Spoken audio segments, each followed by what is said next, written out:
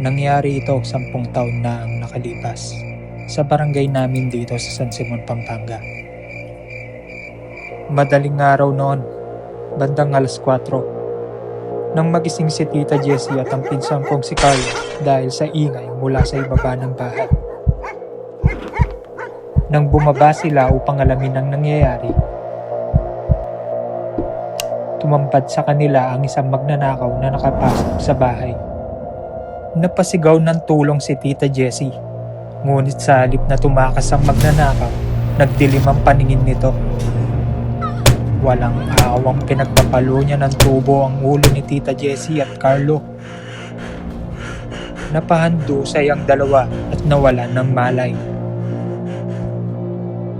Nagising din ako mula sa ingay na nagmumula sa ibaba. Habang papalapit ako ng hagdan, nakita ko ang karumaldumal na ginagawa ng magnanakaw.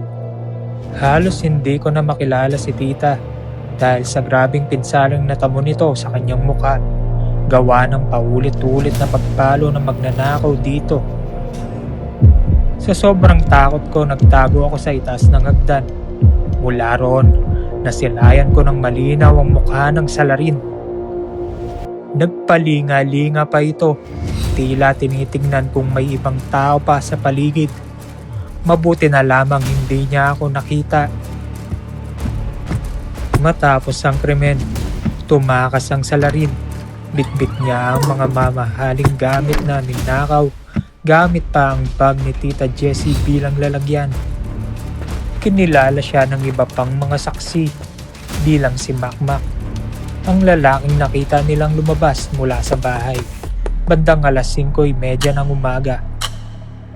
Naaresto si Makmak bandang 2:00 ng hapon, 8 oras matapos ang insidente sa mismong bahay niya.